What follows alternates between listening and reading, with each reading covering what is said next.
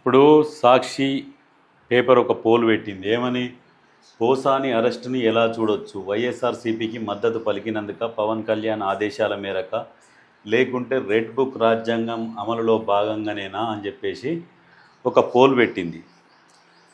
సరే వైఎస్ఆర్సీపీకి మద్దతు పలికినందుకే ఓకే, అది కూడా ఓకే కరెక్టే, కానీ మద్దతు పలుకోవచ్చు. కానీ ఆయన మాట్లాడిన భాష విధానం ఎట్లా ఉన్నది? పవన్ కళ్యాణ్ని వాళ్ళ పిల్లలని ఎట్లా పుట్టినరు అని చెప్పేసి అసలు నోటితోని చెప్పరాని భాష, ఆ భాష మాట్లాడిండు పోసాని.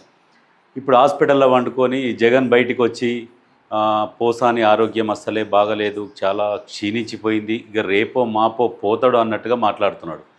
పోసాని కూడా అట్లనే యాక్టింగ్ చేస్తున్నాడు. వాస్తవానికి పోసానిని ఎప్పుడో అరెస్ట్ చేయాలి. దాన్ని ఎంకరేజ్ చేసింది ఎవరు? పోసాని మాట్లాడుతుంటే దాన్ని కట్టడి చేయాల్సిన బాధ్యత ఎవరిది? వైఎస్ జగన్కు లేదా? వైఎస్ జగనే ఎంకరేజ్ చేసినట్టు కదా. ఇప్పుడు వచ్చి మద్దతు పలుకుతున్నాడు అంటే అర్థమైంది నేనే చేపించినా, నేనే మాట్లాడించిన అన్నట్టు అర్థం వస్తుంది అక్కడ. పోసానిని మామూలుగా కాదు, అసలు కొట్టాలి కూడా, విపరీతంగా కొట్టాలి. ముసలోడైనా పర్వాలేదు, కానీ ఆ భాష విధానం మార్చుకోవాలి. రాజకీయాలలో విమర్శలు చేయండి, మంచిగానే ఉంటుంది, కానీ పర్సనల్గా పోయి ఎన్నో తిట్టిర్రు. ఒక్కరిని కాదు, చంద్రబాబుని, పవన్ కళ్యాణ్ని, లోకేష్ని, ఎవరు అడ్డొస్తే వాళ్ళని ఇష్టం వచ్చినట్టు నోటికి వచ్చినట్టు తిట్టిర్రు. తిట్టినప్పుడు ఇప్పుడు వాళ్ళకు కూడా కోపం ఉంటుంది కదా. ఆ మాట్లాడిన భాష ఎట్లా ఉన్నది? పవన్ కళ్యాణ్ని డైరెక్ట్ తిట్టండి.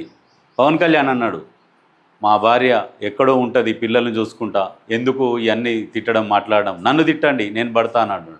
అన్నాక కూడా కావాలని రెచ్చగొట్టుకుంటూ నోటికి ఇష్టం వచ్చినట్టు మాట్లాడిర్రు.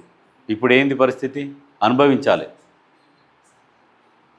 పవన్ కళ్యాణ్ను ఇంకా చాలా ఓపికతోని, ఇంకా ఆయన ఏం ఆదేశాలు కూడా జారీ చేయలేదు, ఈయనను అరెస్ట్ చేయండి అని పాత కేసుల ఆధారంగానే అరెస్ట్ చేసిరు.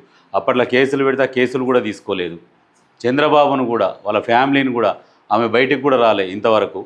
మొన్న నుంచి బయటకు వస్తుంది. మీరే గెలికి మరీ బయటికి రప్పించారు. ఇప్పుడు ఆమె కూడా రాజకీయాలలో చురుకుగా పాల్గొంటుంది. ఇట్లాంటివి ఎవరు కూడా సహించరు. పర్సనల్గా తిట్టాలి. తిడితే ఫ్యామిలీలు ఏమన్నాయి? మీ ఫ్యామిలీలను తిట్టిరా వాళ్ళు? ఒక్కరన్నా మీ ఫ్యామిలీని తిట్టిరాళ్ళు? ఇప్పుడు వైఎస్ఆర్సీపీకి నష్టం ఎందుకు జరిగింది? మీరందరూ పవన్ కళ్యాణ్ని టార్గెట్ చేసిర్రు. ఎలక్షన్లల్లో వీళ్ళ పొత్తుని విడదీస్తే మేము గెలుస్తామన్న ఆలోచనతోని చేతనైతే లేదా, దమ్ము లేదా, ఒంటరిగా పోటీ చేసే దమ్ము లేదా, పొత్తులు పెట్టుకుంటున్నారు, దమ్ముంటే ఒంటరిగా పోటీ చేయండి అని రెచ్చగొట్టిరు. వాళ్ళకు తెలుసు మీరు రెచ్చగొడుతున్నారని. కావాలని కూటమిగా ఏర్పాటు చేసుకున్నారు. తొక్కితే 11 సీట్లకు పరిమితమయ్యారు. ఎప్పుడైనా విమర్శలు ఉండాలి. పర్సనల్గా డైరెక్ట్ మనిషిని తిట్టండి, కానీ ఫ్యామిలీలను తిట్టొద్దు.